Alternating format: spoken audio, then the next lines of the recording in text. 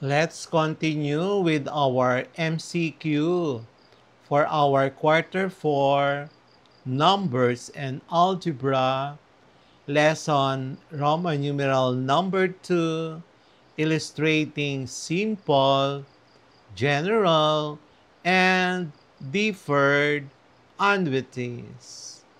Number 1, an annuity in which payment intervals are equal to the interest conversion periods is called A. General annuity. Letter B. Simple annuity. C. Deferred annuity. D. Perpetuity. Number 2. An annuity where the first payment begins after a certain period of time is A. Immediate annuity. B. Simple annuity. C. Deferred annuity. D. General annuity. Number 3. If payments are made at the end of each period, the annuity is called A. Annuity due. B. Ordinary annuity. C. Deferred annuity. D. General annuity. Number 4. A person deposits 5,000 pesos every quarter for 5 years in a bank that pays 6% compounded quarterly. This is an example of A. General annuity. Letter B. Simple annuity. Letter C. Deferred annuity. Letter D. Perpetuity. Number 5. The present value of an annuity refers to A. The amount at the end of the term. Letter B. The worth of payments in today's value. Letter C. The accumulated amount after maturity. Letter D. The difference between payments and interest. Number 6. An annuity where the payment interval does not coincide with the interest conversion period is A. General annuity. B. Simple annuity. Letter C. Deferred annuity. Letter D. Perpetuity. Number 7. A loan payable in equal monthly installments is an example of A. Simple annuity. Letter B. General annuity. Letter C. Deferred annuity. Letter D. Annuity due. Number 8. In a deferred annuity, the period before the first payment is called the A. Waiting period. B. Grace period. C. Deferment period. Letter D. Payment interval. Number 9. A retirement fund that requires annual deposits for 20 years, but payments begin after 5 years represents A. General annuity. Letter B.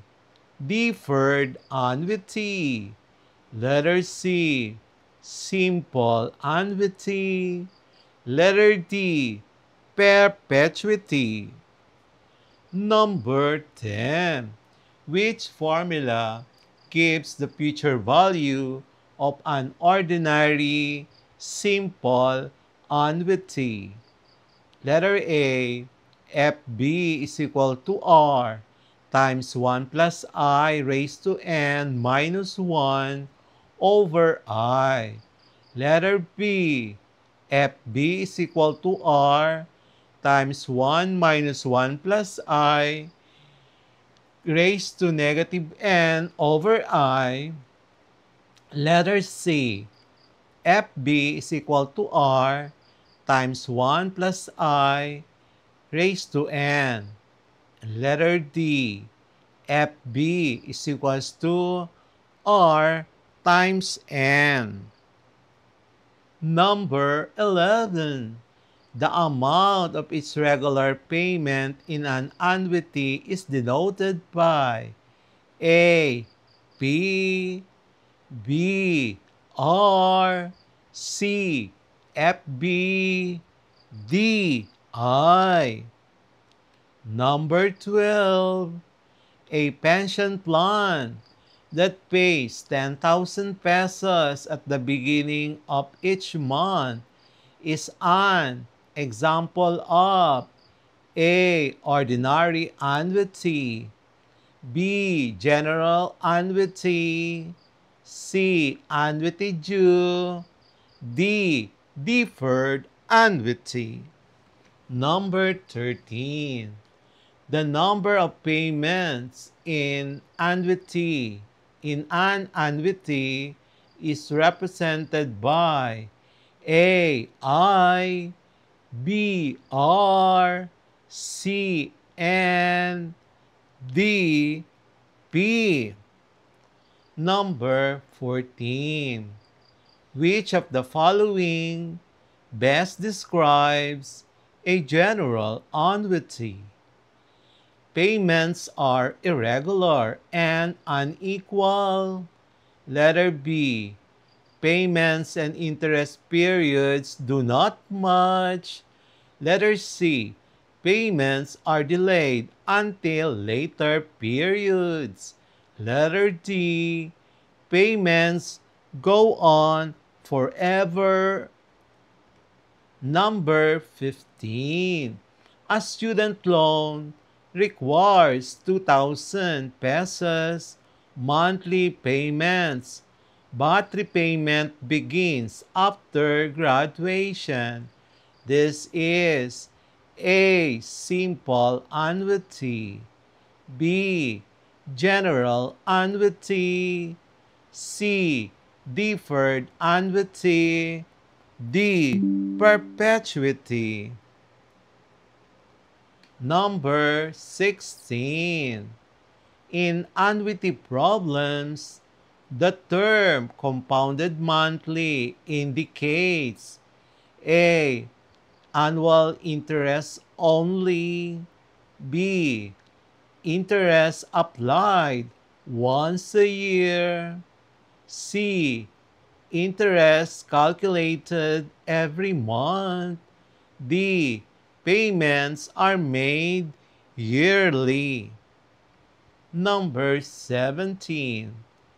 Which type of annuity would best describes rent payments made at the start of every month? A. General annuity, B. Deferred annuity, C. Annuity due, D. Ordinary annuity. Number 18. The formula PB is equal to R times 1 minus 1 plus I raised to negative N over I is used to compute A. Future value of a simple annuity. Letter B. Present value of a simple annuity. Letter C. Present value of a general annuity. Letter D. Future value of a deferred annuity. Number 19. A 1,500 pesos monthly deposit into a savings account for 10 years at 8% compounded monthly is an example of A. Ordinary annuity, B. General annuity, C. Deferred annuity, D. Perpetuity. Number 20. A payment stream that continues indefinitely is called general annuity, B. Perpetuity, C. Deferred annuity, D. Simple annuity. The answer key for our quarter 4 numbers and algebra lesson Roman numeral number 2, illustrating simple, general, and deferred annuities. Number 1. The correct answer is letter B, simple annuity. Number 2. The correct answer is letter C, deferred annuity. Number 3. The correct answer is letter B, ordinary annuity. Number 4. The correct answer is letter B, simple annuity. Number 5. The correct answer is letter B, present value. Number 6. The correct answer is A, general annuity. Number 7. The correct answer is letter A, simple annuity. Number 8. The correct answer is letter C, deferment period. Number 9. The correct answer is letter B, deferred payment. Number 10. The correct answer is letter A, FB is equals to R times 1 plus I raised to N minus 1 over I. Number 11. The correct answer is B, R. Number 12. The correct answer is letter C, annuity due. Number 13. The correct answer is letter C, N. Number 14. The correct answer is letter B, general annuity. Number 15. The correct answer is letter C, deferred annuity. Number 16. The correct answer is letter C, interest calculated every month. Number 17. The correct answer is letter C, annuity due. Number 18. The correct answer is letter B, present value of a simple annuity. Number 19. The correct answer is letter A, ordinary annuity. Number 20. The correct answer is letter B, perpetuity. And that's it for today's lesson here on Smile Road. If you learned something new today, don't forget to hit that like button and share this video with your classmates. And make sure to subscribe and tap the notification bell so you'll be the first to know when a new lesson drops. This is Sir M, reminding you that learning doesn't stop after the bell rings. Keep asking, keep exploring, and always walk the road of knowledge with a smile. Smile Road, where curiosity meets discovery. Bye-bye. See you in our next lesson.